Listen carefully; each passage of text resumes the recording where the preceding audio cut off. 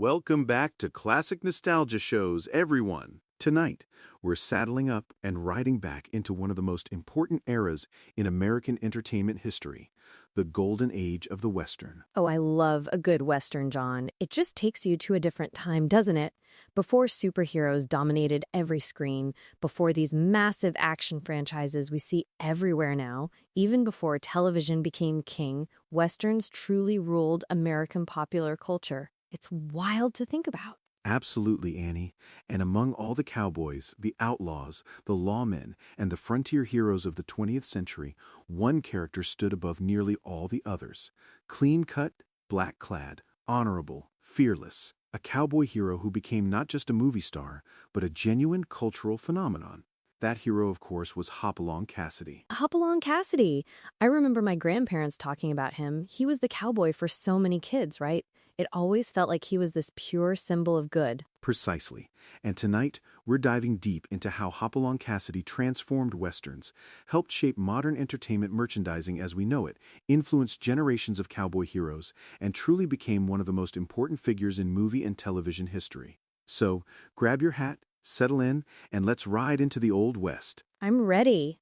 So, John, to really understand Hopalong Cassidy's impact, we have to look at what Westerns were like before he even showed up, right? Exactly. In the early 1900s, Western stories were already wildly popular. America was just fascinated by frontier life. Cowboys, sheriffs, outlaws, and the whole mythology of the Old West. Novels, pulp magazines, silent films, they were everywhere. Yeah, I can imagine. It was a relatively recent past for people back then, so the stories must have felt really immediate and exciting. Totally. But here's the kicker. Many of those early Western heroes were pretty rough around the edges. They were dangerous, morally complicated. Cowboys often appeared as hard-drinking gunslingers or kind of wandering anti-heroes.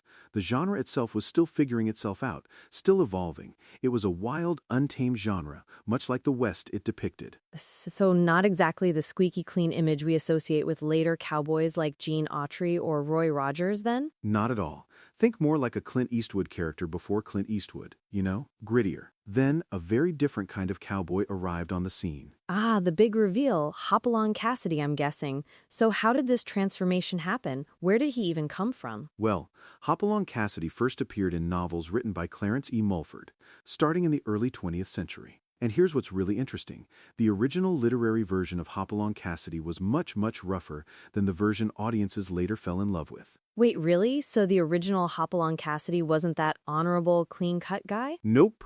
The character in the books drank heavily, used coarse language, and behaved more like a traditional frontier drifter. He was a tough customer, no doubt. But Hollywood, and specifically actor William Boyd, transformed him completely. When Boyd took over the role in the 1930s, everything changed. That's incredible. So this wasn't just a simple adaptation, it was a complete character overhaul. Precisely. Boyd understood something incredibly important about the audience, especially during that era. He realized that children and families weren't just looking for action stars.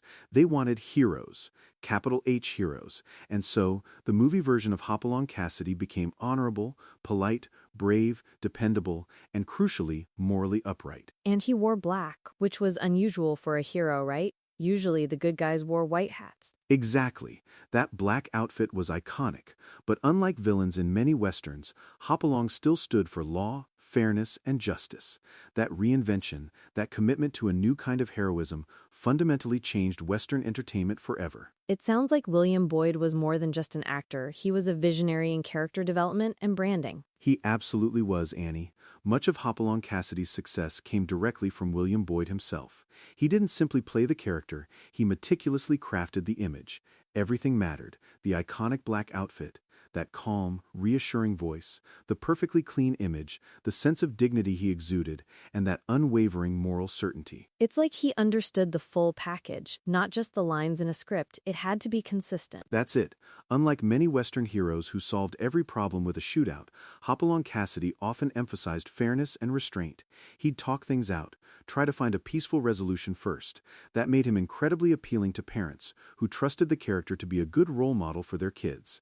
That became enormously important, especially during the challenging times of the Great Depression and World War II. Yeah, I can definitely see how audiences back then would crave that kind of stability and reassurance. Life was hard, so seeing a hero who always did the right thing, who was dependable, must have been incredibly comforting. He became a symbol of reliability, a man you could count on to always do the right thing, no matter what. That's a powerful message when the world around you feels uncertain. So timing played a huge role too then, not just the character, but the era he emerged in. Absolutely. One major reason Hopalong Cassidy became such a massive success was indeed the timing. During the 1930s and 1940s, Western B-movies absolutely exploded in popularity. These films were inexpensive to make, they were fast-paced, action-oriented, and crucially, they were family-friendly. I remember hearing about B movies. They were often shown as part of double features at the cinema, right? You'd get two movies for the price of one. Exactly. Audiences loved them because they offered adventure, excitement, clear heroes and villains, and much-needed escapism during some really difficult times in American history. And Hopalong Cassidy quickly rose to become one of the biggest Western stars in America. So he wasn't just a flash in the pan, he became a consistent draw, which is tough in Hollywood. Exactly. And unlike some Western actors who faded after a few films, William Boyd did something truly revolutionary. He didn't just star in films, he built an entire brand around the character. And this, Annie, leads us to one of the most important parts of the story. Oh, I'm leaning in. What's the secret sauce here? Hopalong Cassidy didn't just influence Westerns, he helped invent modern entertainment merchandising. Think about it today. Movie merchandise is everywhere. Action figures, lunchboxes, costumes, toys, clothing. You can't go into a store without seeing some tie-in to a popular film or show. Oh yeah, absolutely. My kids have superhero everything. It's just part of how entertainment works now. But in the 1940s, this was still relatively new, and not done on the scale Boyd managed. William Boyd aggressively licensed Hopalong Cassidy merchandise.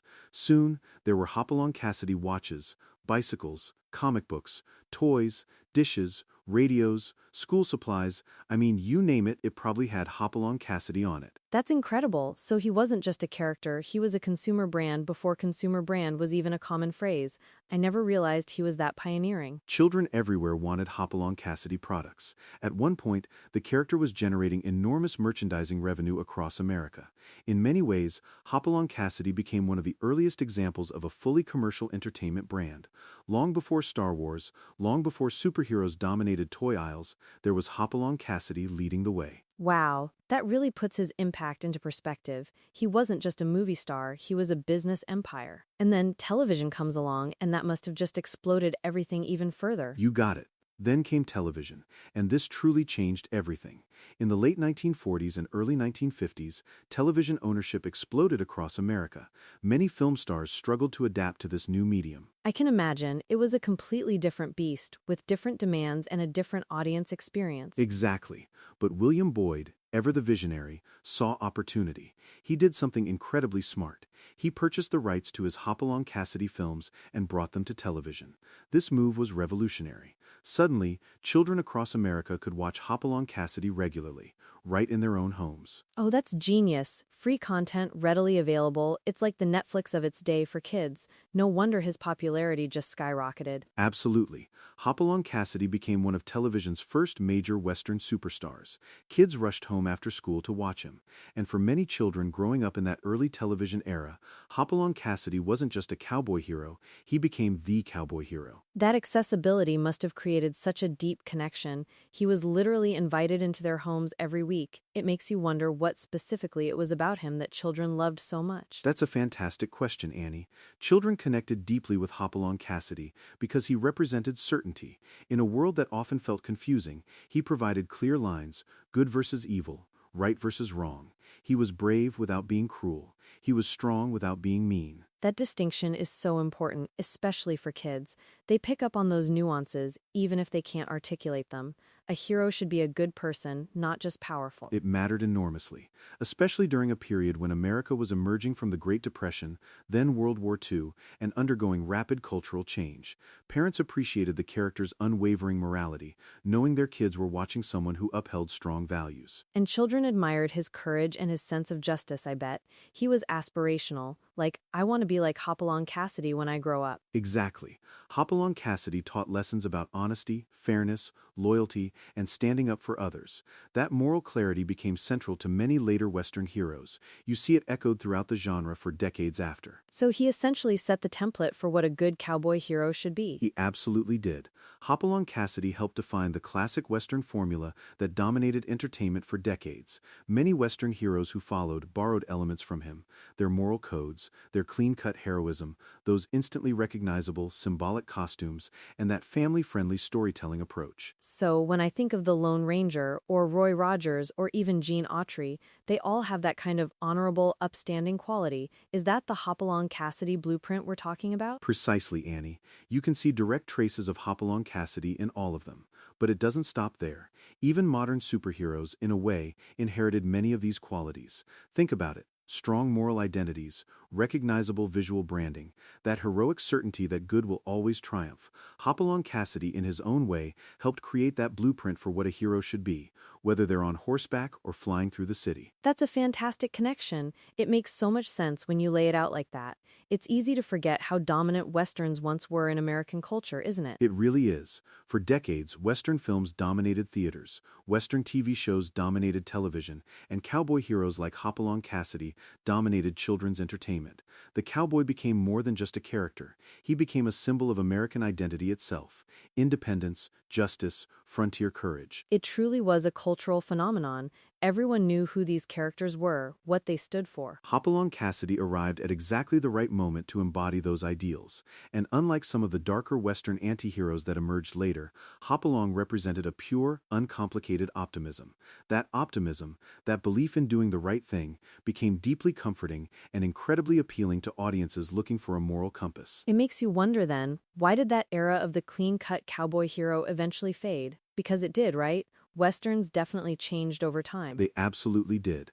By the late 1950s and into the 1960s, Westerns began changing quite a bit. Audiences started embracing darker storytelling, anti-heroes, more realistic violence, and characters with more complex moral dilemmas. So the good guy wears white, bad guy wears black. Simplicity started to give way to something a bit more nuanced, like the spaghetti westerns, maybe? Exactly. The classic clean-cut cowboy heroes slowly faded from mainstream popularity. Television westerns even became grittier. Then eventually, westerns themselves declined in overall popularity for a time. It's the natural evolution of genres, I guess. Everything has its peak. That's right. But here's something interesting. Even as trends changed, Hopalong Cassidy remained iconic, and that's because the character became inextricably tied to nostalgia itself. For millions of Americans, Hopalong Cassidy represented childhood memories, early television, Saturday matinees, simpler storytelling, and in a way, a vanished America. That's a powerful connection, that emotional resonance. So even if the popularity dipped, the impact, the memory never really went away. Precisely. So that leads us to the bigger question. Why does Hopalong Cassidy still matter today? Why should we care about a black-clad cowboy from the 1940s? Good point. Beyond nostalgia, what's his lasting legacy? Because the character helped shape modern entertainment in ways many people don't even realize. He helped pioneer family-friendly Western heroes, the concept of entertainment branding, television syndication as a viable model, character merchandising on a massive scale, and perhaps most importantly, those heroic archetypes that still dominate our stories today. So he laid groundwork for so much of what we consider standard in the entertainment industry now. That's a huge legacy right there. Absolutely. And he proved that audiences deeply connect with hopeful heroes. Not cynical ones, not broken anti-heroes, but characters who genuinely try to do the right thing, who embody moral clarity. That kind of storytelling still resonates today, maybe even more now than ever, when things can feel so complicated. I think you're right. There's a timeless appeal to a character who stands for good, no matter what. And it sounds like William Boyd deserves a lot of the credit for maintaining that image. He absolutely does, Annie. William Boyd deserves enormous credit for understanding the power of image and consistency. He protected the character carefully, both on and off screen. He avoided scandal, maintained Hopalong Cassidy's honorable reputation in public appearances, and really embodied what he wanted the character to represent. So he didn't just play the part, he lived it. In many ways, he understood celebrity branding decades before modern Hollywood fully embraced it. He saw the bigger picture, the lasting impact, and because of that foresight and dedication, Hopalong Cassidy survived far beyond the original films. The character truly became timeless. What an incredible journey for one character and one actor, from a rough literary figure to a moral icon and a merchandising pioneer. Hopalong Cassidy may have ridden out of the golden age of westerns, but his influence still echoes through entertainment history. In Western heroes, in television, in merchandising, in family storytelling, and in the fundamental idea that heroes should stand for something larger than themselves. For millions of children growing up in the 20th century, Hopalong Cassidy wasn't just a cowboy. He was a symbol of courage, fairness, and hope. And I think, even today, those values are just as important. Precisely, and perhaps that's why people still remember him today. Thanks for joining me tonight on Classic Nostalgia Shows, Annie. This was a fantastic ride. My pleasure, John. I learned so much. If you enjoyed this episode, be sure to subscribe, leave a comment sharing your favorite Western hero, and let us know which classic movie or television legend we should explore next. Until next time, everyone, keep the classics alive.